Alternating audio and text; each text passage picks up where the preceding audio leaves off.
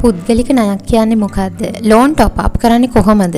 මේ වගේ කරුණු ගැන මීට කලින් වීඩියෝ වලින් බැංකු මිස් ඔයාලව දැනුවත් කළා මතක ඇති. මේ දවස්වල බැංකු පොලි අනුපාතය අඩුයි කියලත් ඔයාලා දන්නවනේ.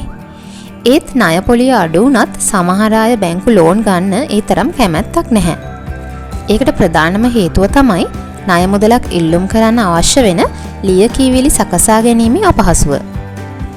ලෝන් ඩොකියුමන්ට්ස් එහෙමත් නැත්නම් ලෝන් එකක් ගන්න අවශ්‍ය වෙන ලියකියවිලි ගැන ඔයා ගන්න බලාපොරොත්තු වෙන ලෝන් වර්ගය අනුව වෙනස් වෙනවා.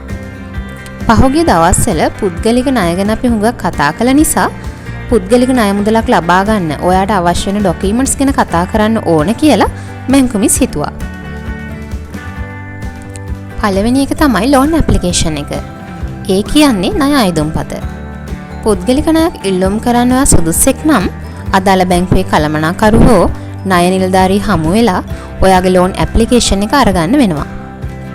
ඊළඟ එක තමයි ගාරන්ටි ස්ටේට්මන්ට්. එහෙම නැත්නම් අපකරු ප්‍රකාශ. ඔයාලට මතක ඇති බැංකු මිස් පුද්ගලික ණය ගැන කියද්දි අපකරුවන් ගැන කියලා දුන්නා. ඔයාගේ ලෝන් එකට අපකරුවෙක් විදියට අස්සම් කරන්න කැමති කෙනෙකුගේ විස්තර ලියලා සම්පූර්ණ කරන ෆෝම් එකට තමයි අපකරු ප්‍රකාශ කියන්නේ. ඊළඟ ඩොකියුමන්ට් එක තමයි ඔයාගේ පඩිය හරවන කොලය. සමහර ආරක්ෂකාංශයේ මහත්තුරු මේ කොලයට මුරය කියලා කියන්නත් පුරුදු වෙලා ඉන්නවා. ඒ වගේම තමයි සමහර බැංකු මේ කොලේ හඳුන්වනවා 375 ෆෝම් එක කියලා. ඔයා වැඩ කරන තැන accountant කියලා මේ කොලේ සම්පූර්ණ කරගෙන අත්සන් කරගන්න. ඒ වගේම ඔෆිස් සීල් එක තියාගන්නත් අමතක කරන්න එපා. ඊළඟට ඔයාගේ salary sheet. එහෙමත් නැත්නම් pay sheets කියලා සමහරු කියනවා. ඔයාගේ මාසික වැටුපට අදාළ අලුතින්ම ලැබුණු pay sheet එක, ඒ කියන්නේ පඩි කොලය බැංකුවට දෙන්න. ඔයාගේ ළඟ තියෙනවා නම් පහුගිය මාස 3ක pay sheets දෙන්න. සමහර බැංකු ඔයාගේ මාසික වැටුප ඔයාගේ ඔෆිස් එකේ accountant හරහා සහතික කරගෙන ගේන්නත් කියනවා. ඒ වගේම තමයි ඔයා වැඩ කරන බව සනාථ කරපු සේවා සහතිකයක් ගේන්න කියලත් බැංකුව ඔයාට කියාවි. අපකරුවන්ගේ සේවා සහතිකත් සමහර විට ඉල්ලනවා. සේවා සහතිකයක් මාස 6ක් වළංගුයි කියලා ඔයා දන්නවා නේද? ඒ වගේම ඔයාගෙත් අපකරුවන්ගෙත් ජාතික හැඳුනුම්පත් ෆොටෝකොපි වගේම සේවා හැඳුනුම්පතේ ෆොටෝකොපි ගෙනියන්නත් අමතක කරන්න එපා. මේ ෆොටෝකොපි ගනිද්දී ඒවා පැහැදිලිව කියවන්න පුළුවන්ද කියලා ඔයා චෙක් කරලා බලලම ගෙනියන්න.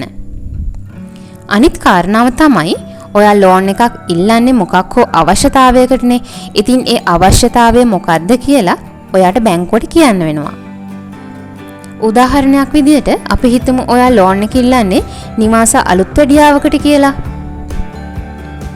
මේ වගේ වෙලාවක බැංකුව ඔයාගෙන් වියදම් ඇස්තමේන්තුවක් ඉල්ලනවා. ඒක තව කෙනෙකුට සල්ලි දීලා හදාගන්න සමහර පුරුදු වෙලා ඉන්නවා. ඇත්තටම පුද්ගලික ණයක් වෙනුවෙන් හදන වියදම් ඇස්තමේන්තුව සල්ලි වියදම් නොකර ඔයාට තනියම හදාගන්න පුළුවන්. වියදම් ඇස්තමේන්තුවක් තනියම හදාගන්න හැටි ඉදිරියේදී කියලා දෙන්නත් බැංකු මිස් බලාපොරොත්තු වෙනවා. ඉතින් අපි මේ කතා කළ ලියකියවිලි තමයි පුද්ගලික ණයක් ගන්න බලාපොරොත්තු වෙන ඔයා සම්පූර්ණ කරගන්න ඕන.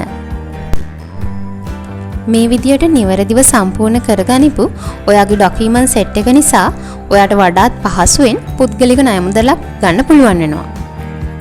පුද්ගලික ණයක් ගන්න බැංකුවට ගියපු ඔයාට මුහුණ දෙන්න උණු ප්‍රායෝගික ගැටලු බැංකු මිස්ට කමෙන්ට් හරහා එවන්න.